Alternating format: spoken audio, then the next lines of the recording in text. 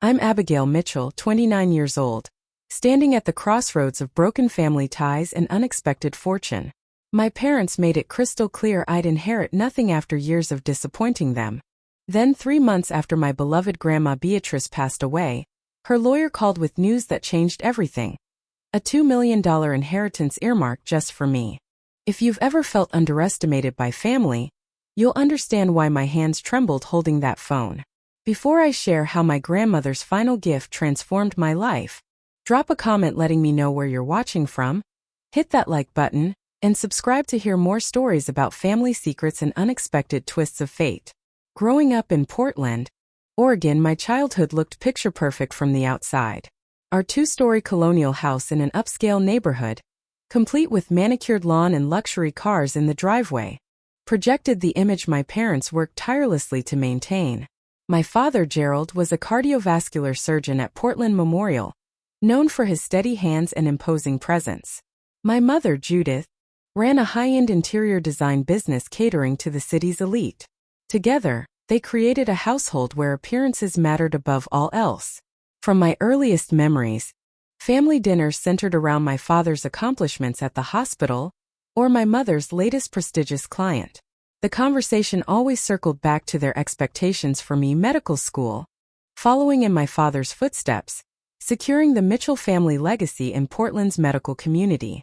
My academic schedule was planned years in advance, with summer science camps instead of normal childhood activities, and educational vacations to universities when I was barely in middle school. The only respite in this pressure cooker environment was my grandmother Beatrice, my mother's mother, who lived 30 minutes away in a charming craftsman house with the most beautiful garden in the neighborhood. Visiting Grandma Beatrice meant freshly baked cookies that filled her kitchen with cinnamon warmth, stories about her travels as a young woman, and most importantly, questions about what I wanted rather than what was expected of me. "Abby," she'd say, using the nickname my parents discouraged, "tell me what made your heart happy today." It was such a simple question, but no one else ever asked it. When I turned 14, a school assignment unexpectedly changed my life trajectory. Our art teacher, Mrs. Hamilton, loaned me a camera for a project. Something clicked the moment I looked through that viewfinder. The world transformed, and for the first time I felt I could breathe. I spent every dollar of my allowance getting prints developed, hiding my growing portfolio under my bed. Grandma Beatrice discovered my secret passion one afternoon while helping me organize my room. Instead of dismissing it as my parents surely would, she sat cross-legged on my bedroom floor, carefully examining each photograph. "These tell stories, Abby," she whispered, holding up a black and white image I'd taken of an elderly couple on a park bench. "You have a gift for capturing moments that speak." From that day forward, Grandma Beatrice became my artistic accomplice. On my 15th birthday, I unwrapped a professional camera that she had carefully researched. "Tell your parents it's to document your science projects," she winked. It became our shared secret, her supporting my photography while my parents remained focused on my pre-med trajectory. As high school progressed, the distance between my parents' expectations and my true desires widened into an unbridgeable chasm. My grades in science classes remained excellent, a survival tactic I'd perfected, but my heart belonged to the school darkroom where I spent lunch periods developing prints. The photography teacher, Mr. Kendall, started entering my work in student competitions without telling me, and when I won regional recognition junior year, the school newspaper ran a feature. That newspaper clipping made its way home, and the resulting argument shook the foundation of our family dynamics. My father tossed the paper across our granite kitchen island, his voice cold. "This is what you've been wasting time on? Photography? Do you know how many medical school applicants are rejected every year? They don't take students who divide their focus." My mother's disappointment cut deeper. "Abigail, creative hobbies are fine for some people, but Mitchells are professionals. Your father and I have worked too hard to set you up for success to watch you throw it away on something so impractical." That night, I called Grandma Beatrice in tears. She listened quietly before saying words that would become my North Star. "Sometimes, Abby, the bravest thing you can do is disappoint the people who think they know what's best for you." By senior year, the pressure intensified as college applications loomed. My parents had planned campus visits to top medical programs since I was in diapers. Meanwhile, I was secretly researching art schools with Grandma Beatrice's encouragement. She helped me prepare my portfolio after hours at her house, scanning slides and organizing digital files when my aging hands shook from exhaustion. At my high school graduation dinner, surrounded by my parents' colleagues and friends, I finally gathered the courage to speak my truth. The congratulatory champagne had been poured, and my father was mid-toast about my bright future in medicine, when I interrupted. "I'm not going to medical school," I said, my voice surprisingly steady despite my thundering heart. "I've been accepted to the School of Visual Arts in New York. I'm going to study photography." The crystal glasses froze midair. My mother's smile calcified. My father's face flushed crimson. Only Grandma Beatrice, seated quietly at the corner of the table, nodded almost imperceptibly, pride shining in her eyes. The aftermath of my announcement transformed our household into a war zone. My father's response was immediate and severe. "If you choose this path, you choose it entirely on your own," he declared, pacing our living room like a caged animal. "Not $1 of our money will fund this hobby." My mother, always the strategist, tried a different approach. "Abigail, take a gap year. Volunteer at the hospital. Get this creative phase out of your system before making a decision you'll regret forever." Their words stung, but years of suppressing my true self had built a quiet resilience they'd never noticed. I'd anticipated this reaction and had already secured a partial scholarship. What my parents didn't know was that Grandma Beatrice had helped me apply for additional art grants and had promised to supplement whatever she could from her modest retirement income. "I've made my decision," I stated, beginning to pack my belongings that very night. 2 weeks later, I boarded a plane to New York with 2 suitcases, my camera equipment, and a heart full of both terror and exhilaration. My parents drove me to the airport in stone-cold silence. Only Grandma Beatrice called that night to make sure I'd arrived safely at the student housing. "I'm so proud of you, my brave girl," she said, her voice cracking slightly. "Your grandfather was a photographer too, did you know? Before the war changed everything. He'd be over the moon to see you follow your passion." This revelation stunned me. My mother had never mentioned this family history. Later, I'd understand how deeply family stories get buried when they don't fit the preferred narrative. My first year in New York was a brutal education in reality. The city was exhilarating but merciless. My partial scholarship covered tuition but little else. I worked 20 hours weekly at a coffee shop near campus, another 15 as a photographer's assistant on weekends, and still barely made rent for the tiny room I shared with 2 other students in Queens. Through it all, Grandma Beatrice remained my emotional anchor. Our Sunday video calls became sacred ritual. Her care packages arrived monthly: homemade cookies, handwritten notes, and occasionally, an envelope with a few $100s she insisted was just gathering dust in my account anyway. When I protested the money, she was firm. "Abby, letting someone support your dreams isn't weakness. Someday you'll do this for someone else. That's how light spreads in this world."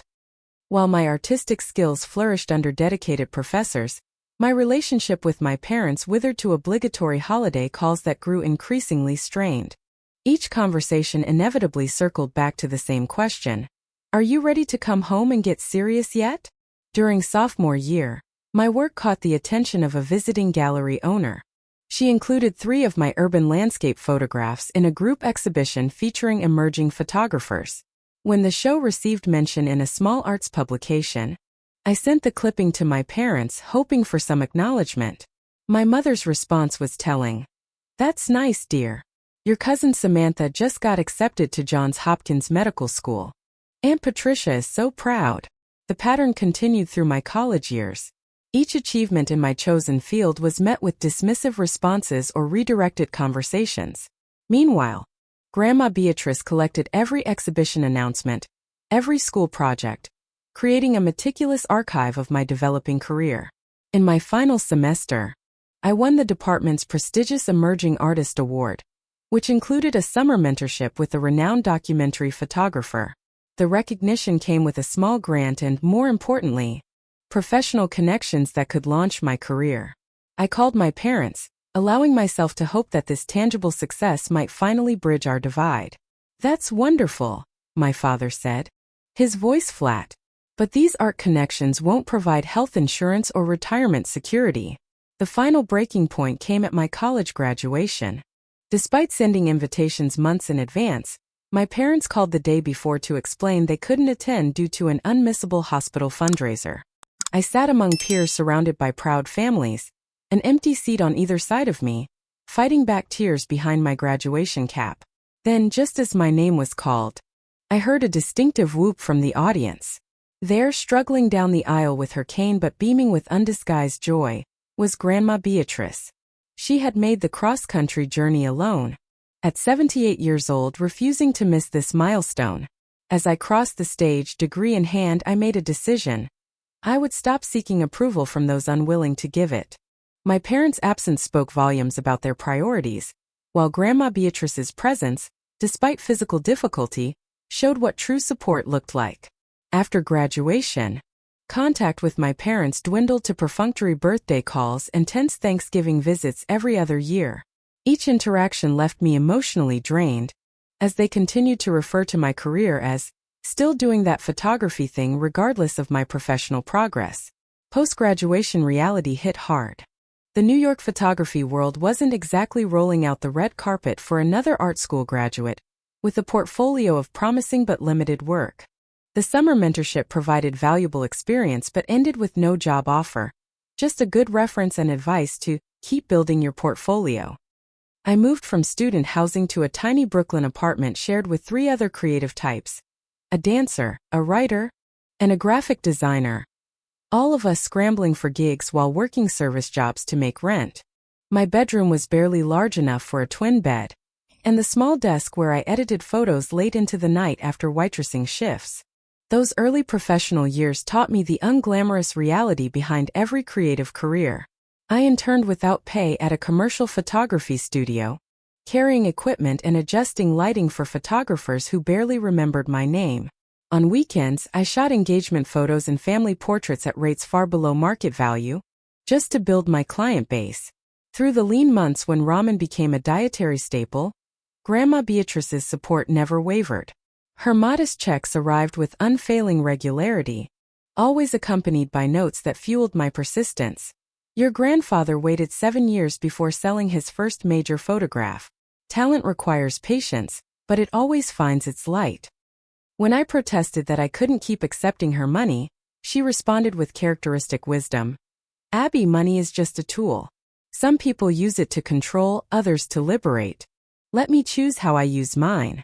My big break came unexpectedly in my second year post-graduation. A former classmate, now assistant to a fashion magazine editor, recommended me when their regular photographer canceled last minute for a small spread. The 12-hour shoot was exhausting, but my images capturing the clothing in authentic New York street settings, rather than sterile studio shots, impressed the creative director. This led to more commercial work. Still underpaid, but building my reputation. I created a website, invested in better equipment, financed partly by another of Grandma Beatrice's investments in your future, and slowly began climbing from complete unknown to occasional mention in creative circles. Word of my modest success apparently reached Portland through family connections. During our brief Christmas phone call, my mother mentioned offhandedly, "Phyllis Cooper says her daughter saw your photos spread in some magazine. I suppose it's good you're getting work." Coming from her, this qualified as effusive praise. My father merely asked if I had health insurance yet. As my 30th birthday approached, I found myself in a period of reflection. My career was progressing. I had steady commercial clients, occasional gallery showings, and had just been hired to shoot a documentary project on urban community gardens. I was paying my bills through photography alone, which felt like a significant milestone. Yet financial security remained elusive. My apartment, though now shared with just one roommate, was still in a neighborhood my parents would consider beneath them. Healthcare came through an artist collective that provided basic coverage. Retirement savings were non-existent. In moments of late-night doubt, I wondered if my parents' pragmatic concerns had merit. During one of our weekly calls, I confessed these insecurities to Grandma Beatrice. Her response was characteristically direct. Abby, at 79, let me tell you something about security. I've watched friends with perfect financial plans lose everything in market crashes. I've seen unhappy doctors and lawyers with magnificent retirement accounts suffer heart attacks before they could spend a penny of their savings. The only real security is building a life that feels worthwhile each day you live it. She paused before adding, but that doesn't mean you shouldn't be practical. Smart artists plan for the future too. The following week, a package arrived containing books on financial planning for creative professionals and a note. Wisdom isn't just for your art, my dear. As summer turned to fall, our conversations began to change subtly. Grandma Beatrice spoke more about the past, sharing family stories I'd never heard, insisting I record them for posterity. She sent old photographs asking me to digitize them. When I visited Portland for her 80th birthday, she seemed determined to show me family heirlooms, explaining their histories in detail. This brooch belonged to your great-grandmother Sophia, she'd say, pressing it into my palm. She wore it crossing the Atlantic in 1912. Remember these stories, Abby. Someone needs to keep them alive. Her sudden interest in family legacy struck me as unusual but touching. The birthday celebration itself was small. Just the three of us and a few of her friends, my parents maintaining their polite but distant relationship with me. They spoke about their country club memberships and hospital politics, while I helped Grandma Beatrice serve cake. As I prepared to leave, she held me longer than usual in her fragile embrace. I've taken care of things, Abby, she whispered. Don't you worry about a thing. I assumed she meant she'd spoken to my parents about being kinder to me, a well-intentioned but futile gesture. I couldn't have imagined what she really meant. The call came on a Tuesday morning in early March, just as I was preparing for a commercial shoot. My mother's voice, uncharacteristically shaken, delivered the news without preamble. Grandma's in the hospital. Stroke. It's serious. That afternoon I was on a plane to Portland, my shoot hastily rescheduled, my mind racing with fear and regret. Should I have visited more often? Had I been too absorbed in my own career struggles to notice her health declining?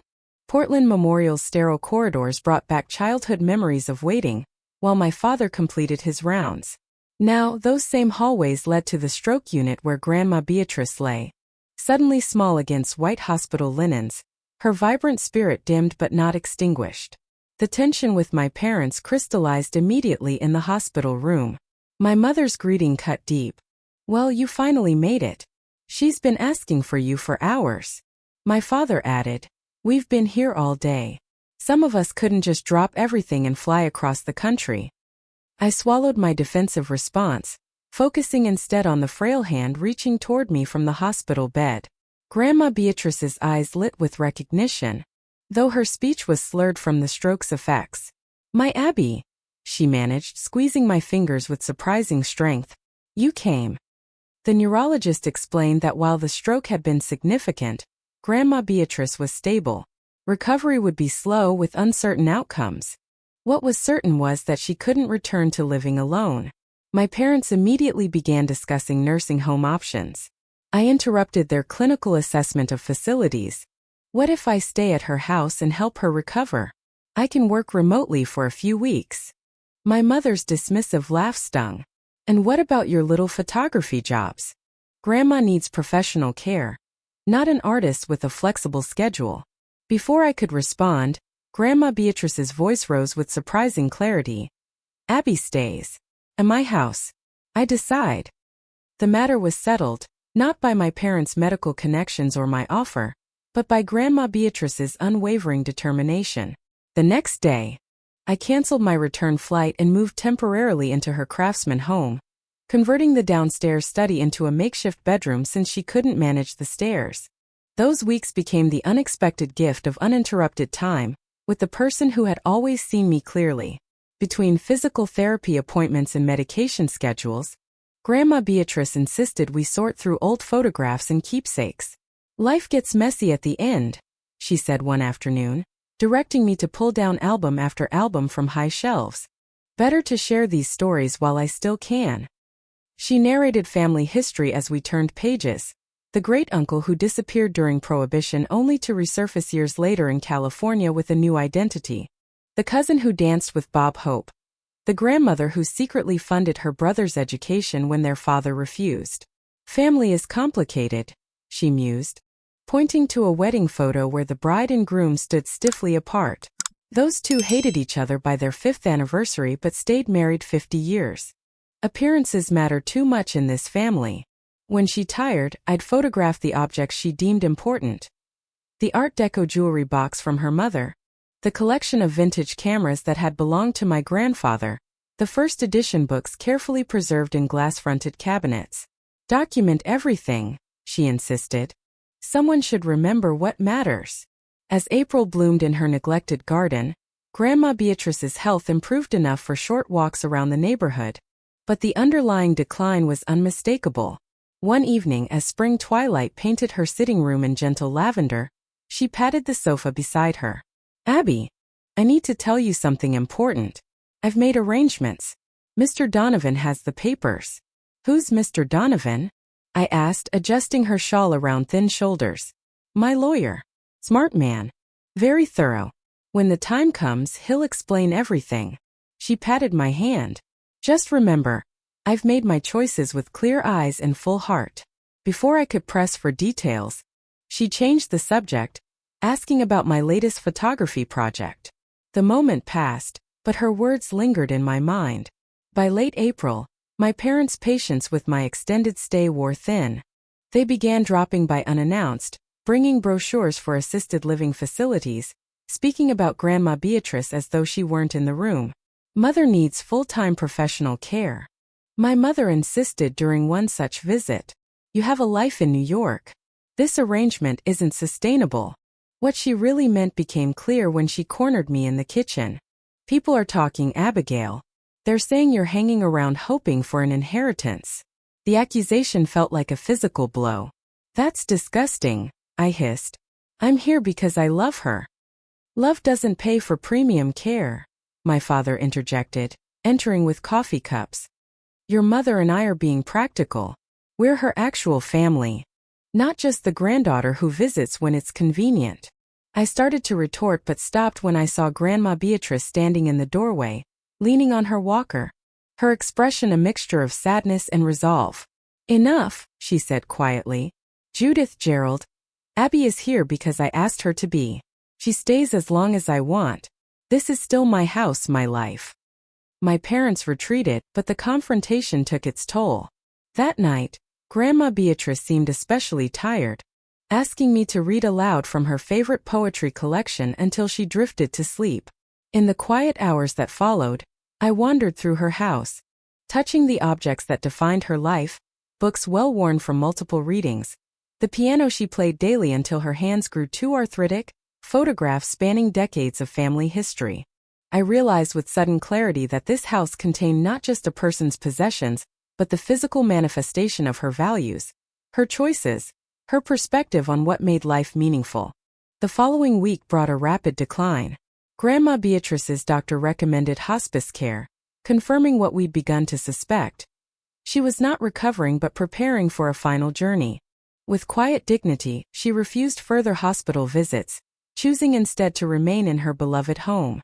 "I came into this world in a house, not a hospital," she told the hospice nurse. "I'd like to leave the same way." Those final days unfolded with a grace I hadn't known was possible in dying. Friends visited, sharing memories and laughter rather than sorrow. Grandma Beatrice, though physically diminished, remained mentally sharp, using her limited energy to say what mattered to those she loved. To my mother she said simply, "Judith, happiness isn't a luxury item. It's essential equipment." My mother had nodded, too composed to cry but unable to maintain her perfect posture. To my father, "Gerald, your surgical skills have saved many lives. Remember that your words have equal power to wound or heal." He cleared his throat repeatedly, blinking away unexpected emotion. On her final night, after my parents had gone home promising to return in the morning, Grandma Beatrice asked me to sit beside her bed. The moonlight filtered through lace curtains she'd hung decades earlier, casting delicate patterns across her quilt. "Abby," she whispered, her voice thin but determined. Promise me something. Anything, I answered, holding her papery hand between mine. Live a life that makes sense to you, not anyone else. And when you find success, and you will remember that generosity is the only appropriate response to good fortune. She slipped away peacefully before dawn, her hand still in mine, the first light of morning just beginning to warm her garden. In that quiet moment of transition, I felt not only devastating loss but also a curious transfer of strength, as though in leaving, she had somehow passed her resilience to me. The funeral reflected my parents' preferences rather than Grandma Beatrice's personality. Formal, restrained, heavy on tradition and light on the colorful stories that had animated her life.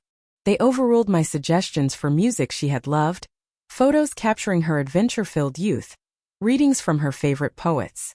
Still, when I delivered the eulogy, I managed to infuse the somber proceedings with glimpses of the extraordinary woman behind the proper grandmother facade.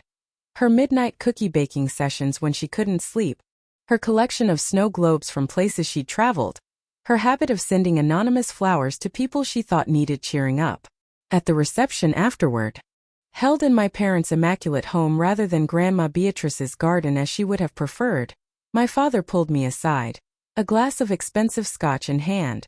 Your mother and I will be handling Grandma's estate, he informed me, his tone making clear this wasn't open for discussion. The house will need to be sold, of course. As for any inheritance, well, Grandma was comfortable but not wealthy. After medical expenses and outstanding obligations, there likely won't be much left. My mother added, appearing at his elbow. We just don't want you to have unrealistic expectations, Abigail. You chose a path that doesn't include family resources. That was your decision. Their message was unmistakable. Don't expect anything. The implication that I'd been caring for Grandma Beatrice with financial motives made me physically ill. I excused myself from the reception early, walking the 3 miles to her empty house in uncomfortable funeral shoes, needing physical pain to distract from the emotional wound. Returning to New York after the funeral felt like sleepwalking through my own life. Grief clouded everything, the spring light that would have normally inspired photographs, the vibrant street scenes that had once energized me, even the taste of my morning coffee. I moved through assignments mechanically, producing technically proficient work devoid of the emotional connection that had previously defined my style. My roommate, Nora, watched with growing concern as I worked obsessive hours, taking on every job offered regardless of creative merit or fair compensation. You're running from something, she observed one night, finding me editing at 3 in the morning. But grief follows you no matter how fast you work. She was right, but stopping meant feeling, and feeling meant acknowledging that the person who had truly understood me was gone. So I pushed harder, shooting corporate events, product photos, anything that paid and required little emotional investment. Then practical reality intervened. Our apartment building announced a significant rent increase, effective in 60 days. Nora, recently promoted at her graphic design firm, decided to find her own place. I faced an impossible equation: New York rent prices versus my inconsistent income. For the first time, the pragmatic concerns my parents had raised about creative careers seemed less like criticism and more like mathematical reality. Late one night, scrolling through apartment listings far beyond my budget, I allowed myself to consider the unthinkable, giving up. Maybe photography would remain my passion but not my profession. Perhaps some corporate job with benefits and stability was the adult choice. The thought felt like betrayal, not just of my dreams but of Grandma Beatrice's unwavering belief in them. The next morning, nursing coffee and regret for my moment of weakness, my phone rang with an unfamiliar Portland area code. Expecting another condolence call from one of Grandma's friends, I answered with the polite voice I'd perfected for such conversations. Abigail Mitchell? This is Howard Donovan, your grandmother Beatrice Mitchell's attorney. I apologize for the delay in contacting you. There were specific timing instructions in your grandmother's will that needed to be observed. The name triggered immediate recognition, Mr. Donovan, the lawyer Grandma had mentioned during those twilight conversations. Yes, of course, I replied, setting down my coffee cup with suddenly unsteady hands. I'm handling the execution of her estate. and I need to schedule a meeting with you at your earliest convenience. There are matters that require your personal attention. Confusion clouded my thoughts. I think there's some mistake. My parents said they're handling Grandma's estate. A pause followed, then a carefully measured response. Ms. Mitchell, your parents are indeed executors for certain portions of your grandmother's estate. However, you are the named beneficiary and executor for significant assets that were explicitly separated from the general estate. I've been instructed to deal with you directly on these matters. My heart hammered against my ribs. What exactly are we talking about? I'm afraid I can't discuss specifics over the phone, but I can tell you that your grandmother was considerably more financially astute than perhaps many people realized. Would you be able to travel to Portland this week? The firm will cover your travel expenses. 3 days later, I sat in a sleek downtown Portland law office, the city's spring rain creating rivulets across floor-to-ceiling windows. Mr. Donovan, a silver-haired man with kind eyes behind expensive glasses, slid a leather portfolio across his desk. Your grandmother first came to me 15 years ago to establish a separate investment portfolio from the family trust managed by your parents. She was quite explicit about her intentions. He opened the portfolio, revealing documents organized with meticulous precision. Over the years, Beatrice made extremely shrewd investments in technology stocks, sustainable energy companies, and property holdings. She had quite a talent for identifying emerging trends. My confusion must have shown on my face because he continued gently. Abigail, your grandmother has left you her personal residence valued at approximately $600,000, plus liquid assets and investment portfolios totaling just over $2 million. The room seemed to tilt sideways. $2 million, that can't be right. My parents said after medical expenses. Mr. Donovan's expression shifted subtly. Your grandmother's medical expenses were covered by her excellent insurance and long-term care policy. Another example of her forethought. As for your parents' understanding of her finances, Beatrice intentionally kept certain assets separate from family knowledge. He slid another document forward. This is the letter she asked me to give you. Perhaps it will provide context. With trembling fingers, I opened the envelope bearing my name in Grandma Beatrice's distinctive handwriting. My dearest Abby, asterisk if you're reading this, our Sunday calls have ended, but my belief in you continues. Throughout my life, I've observed how money can be wielded as both weapon and shield. Your parents chose the former, attempting to force compliance through financial control. I choose the latter, hoping to protect your beautiful, creative spirit from being crushed by practical concerns asterisk. Asterisk the funds I've set aside for you represent decades of careful planning. Some came from your grandfather's life insurance, invested rather than spent. Some from property sales your mother never knew about. All of it intended for one purpose: to give you the freedom to pursue your photography without fear. Asterisk. Asterisk there are conditions, detailed in the trust documents. This isn't fun money, but a foundation for your future. A portion must be invested for retirement. Another allocated for health insurance and emergencies. The remainder is yours to build your career thoughtfully. Asterisk. Asterisk your parents will be angry. They've long assumed my modest assets would flow back into the family accounts they control. Let them be angry. You've withstood their disappointment this long. You can weather this storm too. Asterisk. Asterisk remember what I told you about generosity being the only appropriate response to good fortune. When you achieve success, not if, but when, find someone else whose dreams need nurturing. Be there, Beatrice. Asterisk. All my love, all my faith. Grandma B. Tears blurred the words as I finished reading. Mr. Donovan discreetly pushed a box of tissues toward me before continuing. Your grandmother established a trust with very specific parameters. The house is yours outright. The financial assets are structured in a trust that provides both income and protection. She was quite determined that you should have security while pursuing your creative career. He paused, adjusting his glasses. She also left instructions about timing.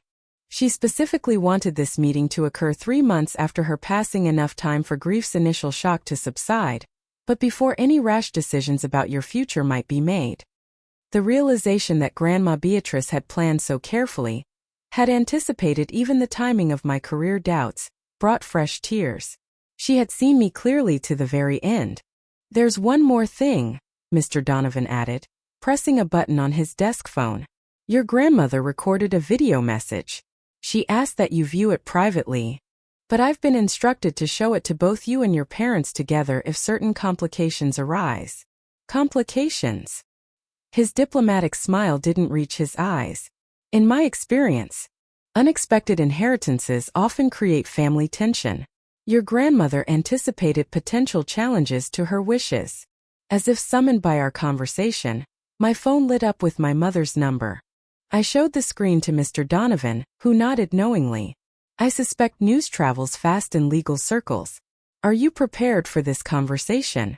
I wasn't, but I would never be. Taking a deep breath, I answered the call, hearing my mother's controlled fury through the small speaker. "Abigail, what exactly do you think you're doing meeting with Mother's lawyer behind our backs?" My mother's voice crackled with barely contained rage. "We are the executors of Mother's estate.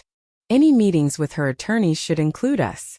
"Mom, I just found out about this myself. Mr. Donovan contacted me." "Mr. Donovan works for the family," she interrupted. "This is highly inappropriate. Your father and I will be speaking with the partners at his firm." Mr. Donovan, hearing this, calmly extended his hand for the phone. After a moment's hesitation, I passed it to him. "Mrs. Mitchell, Howard Donovan here. I understand your concern, but I'm following your mother's explicit legal instructions. Perhaps we should schedule a meeting with both you and your husband tomorrow morning? 9 o'clock at my office." He listened briefly before adding, "Yes, Abigail will be present as well. This concerns all parties." After ending the call, he returned my phone with an apologetic smile.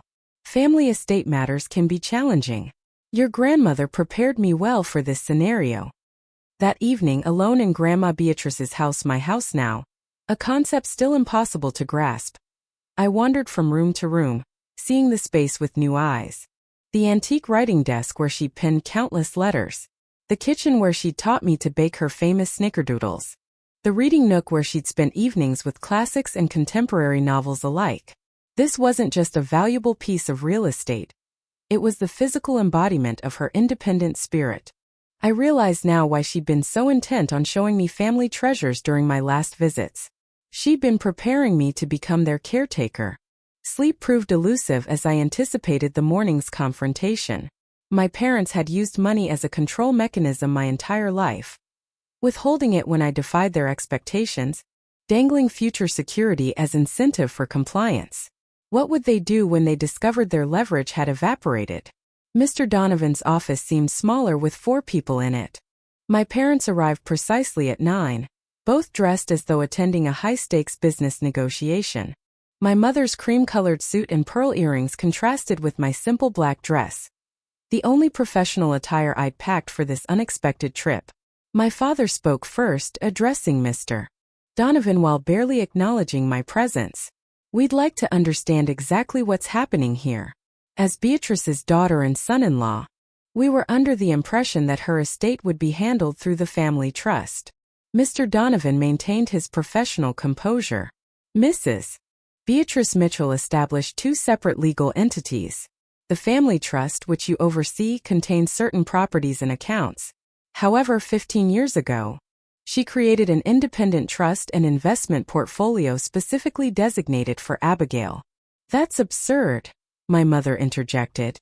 "Mother wasn't wealthy. She lived on her pension and Social Security." "Actually," Mr. Donovan replied, opening a leather-bound folder, "your mother was quite financially savvy. Following your father's passing, she made several prescient investments in emerging technology companies.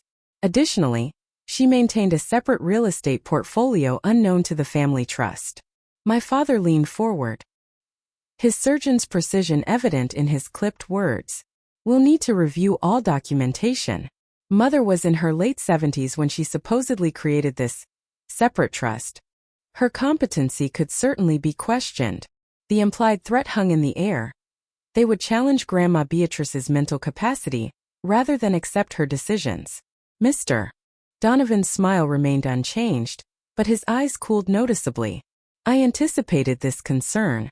When Beatrice established these arrangements, she underwent comprehensive cognitive assessment by 3 independent specialists, documented here. He slid forward a thick file. She repeated these evaluations every 3 years, most recently 6 months before her passing. All confirm her exceptional mental acuity. My mother's perfectly manicured nails drummed against the conference table. This is clearly a case of undue influence. Abigail has been manipulating Mother for years, positioning herself for this very outcome. The accusation stung despite its absurdity. Before I could defend myself, Mr. Donovan intervened.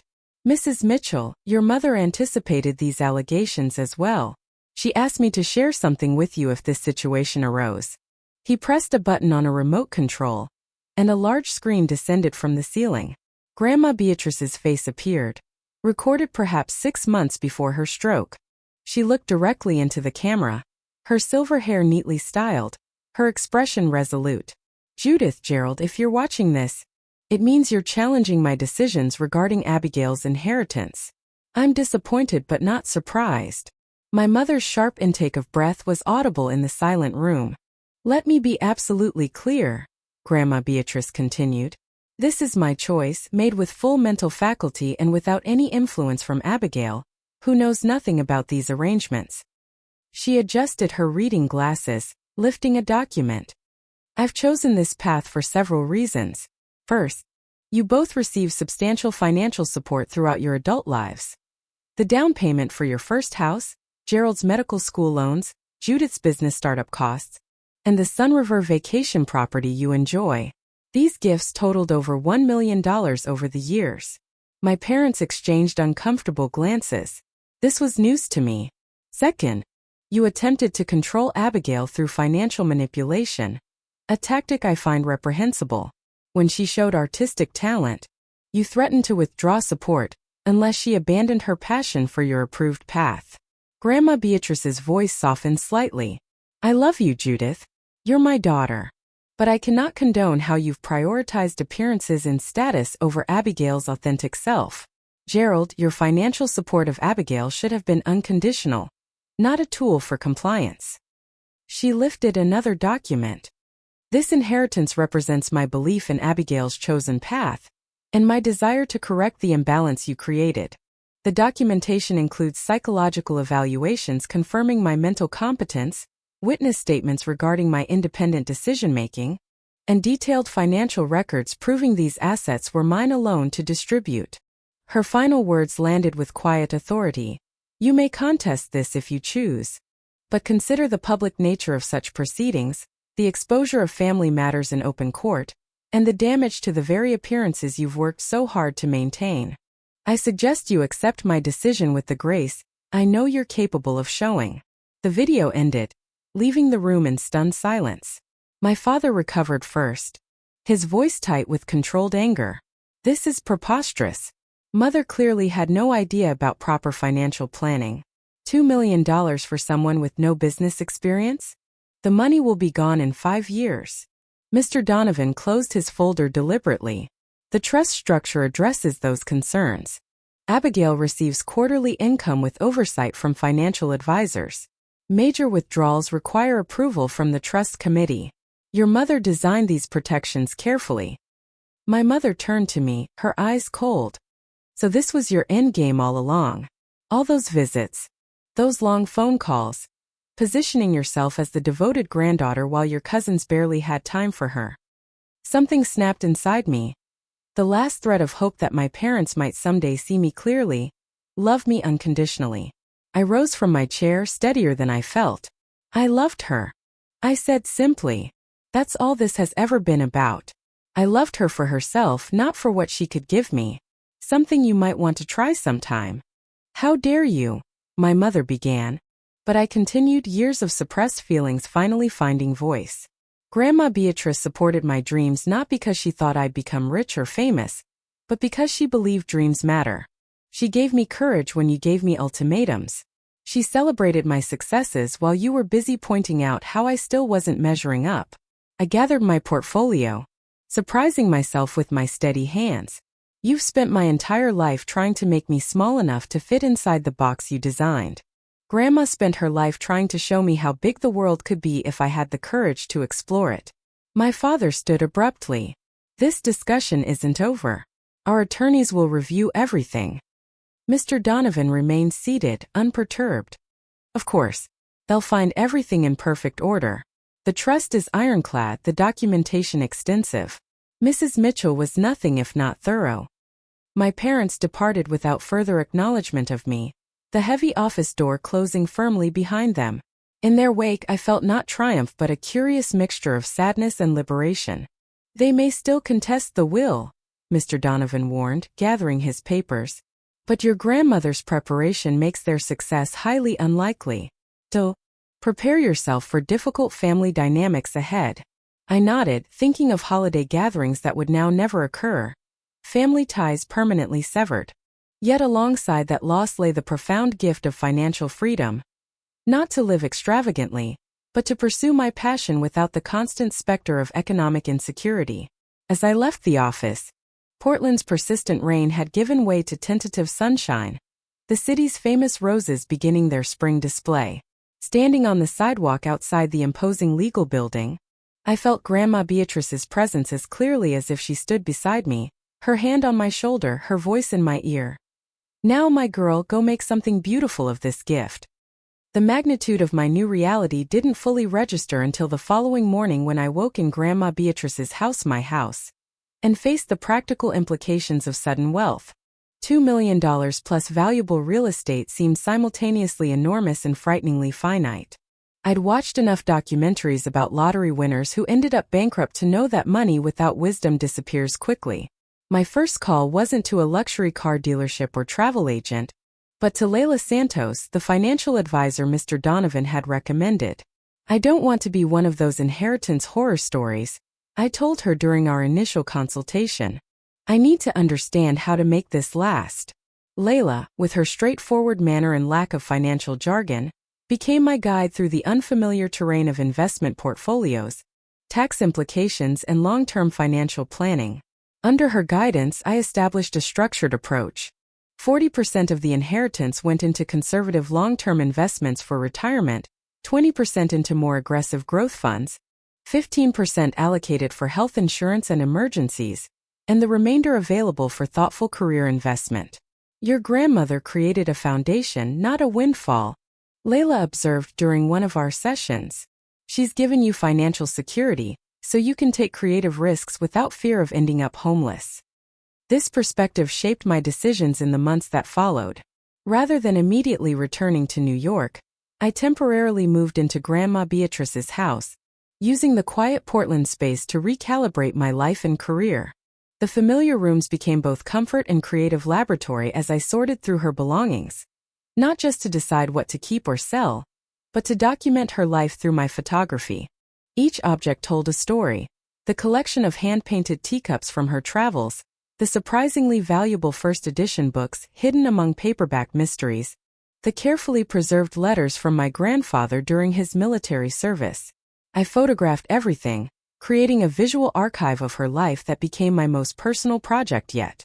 Among her possessions, I discovered a handwritten letter tucked inside her favorite Jane Austen novel. Unlike the formal document Mr. Donovan had delivered, this note spoke to everyday wisdom. Abby dear. Money advice from someone who started with nothing. Never confuse wealth with worth. Save more than you think you need. Give more than feels comfortable. And remember that the best insurance policy is a community of people who love you for yourself, not your bank balance. Asterisk. The secret to my modest financial success? Patience. I bought good companies and kept them through market panics when others sold in fear. Time is the investor's true advantage. Asterisk. Most importantly, money is meant to serve life, not become it. Use these resources to create the conditions for your art to flourish, then focus on the art itself, not the bank statements. Asterisk. With love and faith in your wisdom. Asterisk Grandma B. Asterisk. This letter became my touchstone, taped above my workspace as I began researching Portland's photography scene. To my surprise, the city had developed a vibrant arts community since I'd left for New York. After consulting with Layla about budget parameters, I made my first significant investment, transforming Grandma Beatrice's detached garage into a professional photography studio. The renovation took 3 months, creating a space with perfect natural light, professional equipment, and room for small gallery showings. Local contractors, impressed by my determination to preserve the building's character while updating its functionality, introduced me to Portland's creative network. Gradually, I established connections in this new old city, building a client base that appreciated my documentary-style approach. As summer turned to fall, I made another decision that honored both practicality and purpose. With Layla's approval, I established the Beatrice Mitchell Emerging Artist Scholarship, allocating funds to support young photographers facing financial barriers to education and equipment. Your grandmother believed in investing in people, I explained at the small ceremony launching the scholarship at Portland Community College. This continues her legacy of seeing potential where others might miss it. The first recipient, Jasmine Torres, a 17-year-old with extraordinary talent and limited resources, reminded me of myself a decade earlier, passionate about photography, but facing practical obstacles. Watching her unwrap the professional camera provided by the scholarship, her hands trembling with disbelief, I understood what Grandma Beatrice had meant about generosity being the appropriate response to good fortune. Through the fall and winter, I divided my time between commercial photography projects, developing my portfolio, and the continuing process of integrating Grandma Beatrice's possessions into my life. Some items I donated to museums or historical societies, others I sold to collectors, and the most precious I kept, particularly her collection of vintage cameras that had belonged to my grandfather. The relationship with my parents remained fractured. After their threatened legal challenge proved futile, they retreated into cold silence. Christmas came and went without contact. My attempts at reconciliation cards, emails, even a small gift went unacknowledged. The hurt remained, but increasingly, it was overshadowed by the growing fulfillment of building a life aligned with my authentic self. In early spring, almost exactly a year after Grandma Beatrice's passing, an unexpected email arrived from my mother. Abigail, your father and I will be in Portland next weekend for a medical conference. If you're amenable, perhaps we could meet for coffee on Saturday morning. Judith Mitchell. The formal tone, the use of her full name, nothing suggested warmth or reconciliation. Yet something had prompted this outreach after months of silence. With trepidation, I agreed to meet at a neutral location, a cafe downtown. They arrived precisely on time. My father in his standard golf attire despite the cool weather, my mother in casual luxury brands that somehow never looked casual on her. The awkward greeting, the careful distance as we sat with our coffee cups, everything signaled the continued emotional gulf between us. After uncomfortable small talk about the conference and Portland's development, my mother finally addressed the elephant in the room. "We've had time to reflect on Mother's decisions," she said carefully. "While we don't necessarily agree with how she structured her estate, we've come to accept that it was her choice to make." My father added, "The house looks good." The studio renovation was thoughtful, preserving the original architecture while updating the functionality. Coming from him, this qualified as effusive praise. I realized they must have driven by, perhaps multiple times, monitoring my stewardship of Grandma Beatrice's property without making contact. The scholarship program, my mother continued, is receiving positive attention in the community. Several of our colleagues have mentioned it. I understood then the primary motivation for their outreach, not reconciliation but concern about public perception. Their daughter had established a respected presence in Portland society, and their continued estrangement might raise uncomfortable questions in their social circle. Yet beneath the status concerns, I detected something else, a tentative, awkward attempt to navigate new family dynamics. My financial independence had eliminated their primary method of control, forcing a reevaluation of our relationship. "I have an exhibition opening next month," I offered. "Local artists documenting Portland's changing neighborhoods. You'd be welcome to attend." My mother nodded stiffly. "We'll check our calendar." It wasn't forgiveness or understanding, not yet. Perhaps not ever. But it was an acknowledgement that we existed in the same world. connected by complicated history and shared blood, if not by shared values. As they prepared to leave, my father hesitated, then reached into his pocket. "We found this while cleaning out some old files. Thought you might want it." He handed me a faded photograph, myself at perhaps 6 years old, sitting on Grandma Beatrice's lap, both of us laughing as I attempted to look through an old camera. "Thank you," I said, genuinely touched by this small gesture. They didn't attend my exhibition opening, but a modest flower arrangement arrived with a card signed by both of them. The relationship remained fragile, defined more by what remained unsaid than by genuine connection. Yet the absolute rupture had begun to heal, if only superficially. As my first year with the inheritance drew to a close, I faced a decision about Grandma Beatrice's house. Though I'd grown comfortable in Portland, reconnecting with its creative community and establishing my studio, New York still called to me. Its energy, opportunities, and the community I'd built there. After considerable reflection and consultation with Layla, I decided to keep the Portland house but rent it to a young family, using the income to supplement my photography work, while establishing a small studio in Brooklyn. This compromise allowed me to honor Grandma Beatrice's legacy, while continuing my own creative journey. On my last evening in Portland before returning east, I sat in Grandma Beatrice's garden, my garden now, watching sunset paint the sky in watercolor hues she would have appreciated. The year had transformed me in ways I was still discovering. Financial security had provided not just practical stability, but the psychological freedom to create without desperation, to make choices based on artistic integrity rather than immediate necessity. I'd learned that money, like most tools, reflected the intentions of those who wielded it. In my parents' hands, it had been a mechanism for control. In Grandma Beatrice's, an instrument of liberation. In mine, it would be something else entirely, perhaps a foundation for creating beauty and opportunity where both had previously seemed scarce. The garden light faded to twilight as I gathered the last of my belongings, preparing for the next chapter. On my phone, I pulled up the image I'd selected for my first major solo exhibition in New York. A photograph of Grandma Beatrice's hands holding her vintage Leica camera, weathered fingers cradling the instrument with familiar love. The exhibition title had come to me weeks earlier, a perfect distillation of everything I'd learned. Inheritance. What really passes between generations? Has someone in your family ever surprised you with their wisdom or generosity when you least expected it? Or have you experienced the challenge of following your authentic path when it contradicted family expectations? I'd love to hear your stories in the comments below. If this journey resonated with you, please like this video, subscribe for more stories about family dynamics and unexpected life turns, and share with someone who might need to hear that sometimes the greatest inheritance isn't measured in dollars, but in the courage to live truthfully.